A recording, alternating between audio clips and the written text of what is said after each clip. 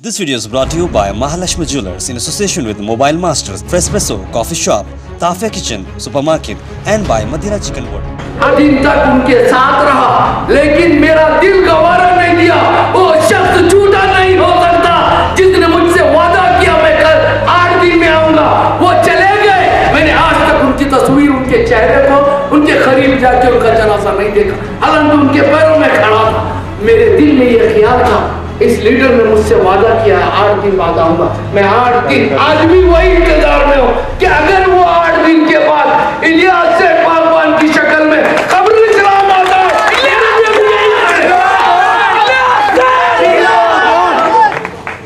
मेरे लिए भी यही कायद है, आपके लिए भी यही कायद हो सकता है। दर्द बांटने वाला चाहिए, खुशी बांटने के लिए सब लोग आ जाते हैं। दर्द बांटने ये शख्स एक होकर आया है आपके सामने ये बुलंद आवाज में कहता है कि मैं आपके खिदमत अंजाम दूंगा। मान कर रखा है, अब इन्हें पैसे की जरूरत नहीं। ये उन जवानों के साथ जीना चाहते हैं जो आपकी आने वाली नस्ल के साथ इस शहर में नहीं, इस सूबे में कोई ज्यादती ना हो। इस इलेक्शन के ज़माने में मुख्तलिफ पार्टियां आप लोगों के पास आ रहे हैं, जो एक शहर गुलबर्गा की एक तारीखी सीट जो अपने इत्तेहाद के नाम पे मशहूर पूरे हिंदुस्तान में, जहां पर खमरुल इस्लाम कहा जाता है वो गुलबर्गा शहर कहा जाता है। तो उस गुलबर्गा शहर का नाम, जैसा मेरे दोस्त ने भी कहा, गुलबर्गा शहर का नाम सरजमीन बंदनवाज के सुदराज रहमतुल्लाह अलैह के दौर में शहर गुलबर्गा को नाम दिया गया। उस खूबसूरत नाम को बदलने वाले कौन? वही येडियुरप्पा बीजेपी की सरकार।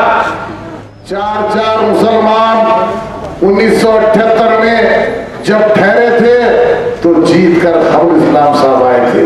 उसकी वजह ये थी कि सारे मुसलमान एक होकर अलाज खमरुल इस्लाम साहब को जिता कर लाए थे। वहीं से पाया पड़ा था इत्तेहाद का।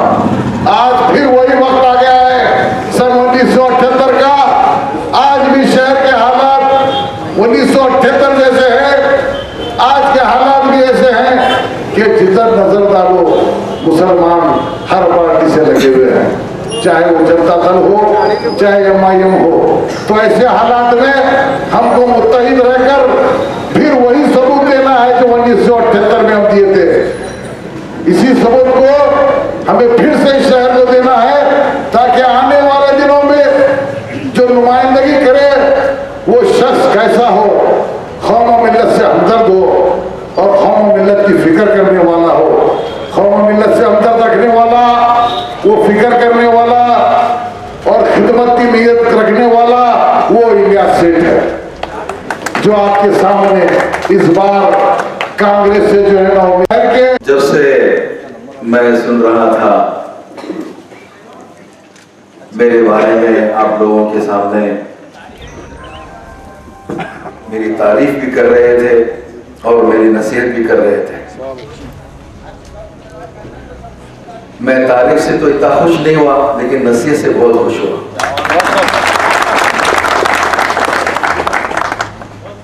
और मैं हमेशा तालिब इल्म बन के रहा हूं और इंशाल्लाह मेरे दम तक जो है मैं तालिब इल्म ही रहूंगा। मैं हमेशा बहुत सीखता रहूंगा, काम करते रहूंगा। और मुझे खाए और लीडर मत कहो, मुझे खादिम कहो, मैं अपनी खिदमत करने की कोशिश से आया। मैं सेठ था बिजनेस में, लेकिन अब सियासत में खादिम बना हूं। बीजेपी एक नेशनल पार्टी है और कांग्रेस भी एक नेशनल पार्टी है। जनता दल नेशनल पार्टी है क्या भाई? MIM नेशनल पार्टी है?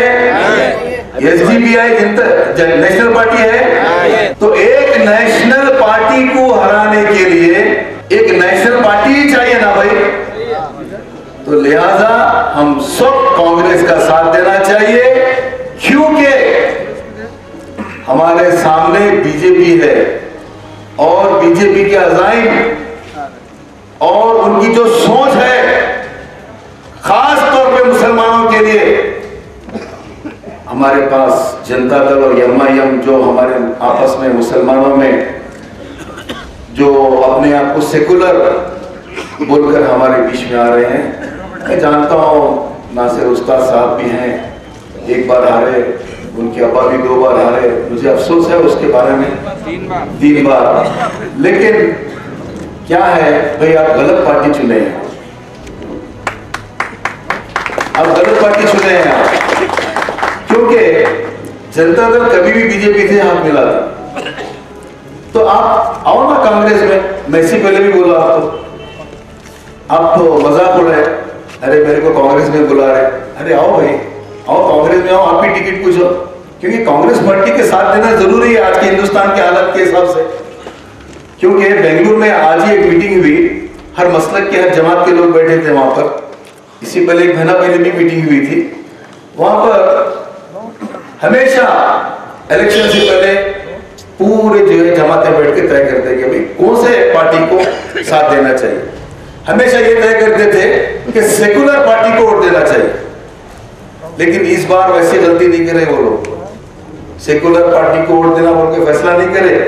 इस बार वो लोगों ने ये फैसला लिया कि कांग्रेस को वोट देना है हिंदुस्तान के तमाम मुसलमान, क्योंकि हमारी वोट बढ़ जाए जनता दल में, MIM में, BSP में, SP में बढ़ के सीधा बीजेपी आ जाए। क्योंकि इसकी एक मिसाल सामने हमारे यूपी है, जहां पे 60, 70, 80% मुसलमान थे, वहां से भी जो है बीजेपी आ गई। क्यों आ गई बीजेपी? हमारे वोट डिवाइड होने से।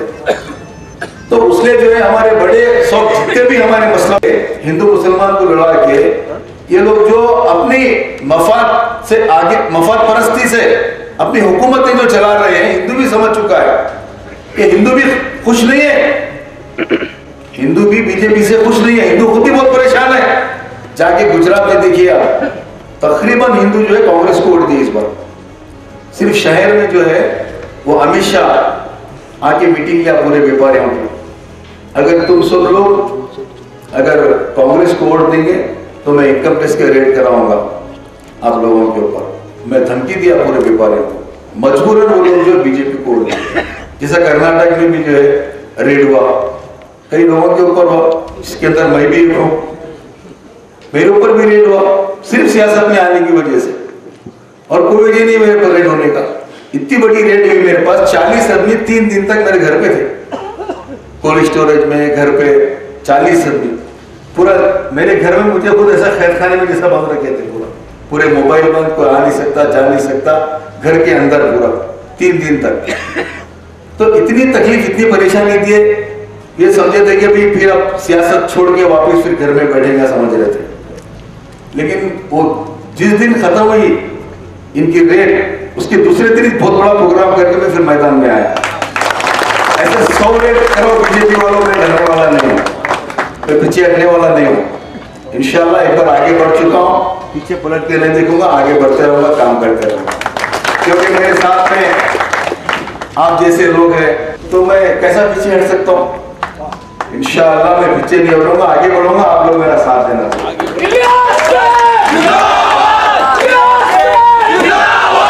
और जैसा आप लोग ध्यान रखिए, जैसा खमरुल इस्लाम साहब पूरे 40 साल लेके चले गुलबर्गा को, अमन अमान, चैन, सुकून, प्यार, मोहब्बत, हिंदू मुसलमान, इंशाअल्लाह आने वाले 40 साल भी जैसे पुराने 40 साल गुजरे, आने वाले 40 साल भी इससे अच्छा गुजरेंगे इंशाअल्लाह।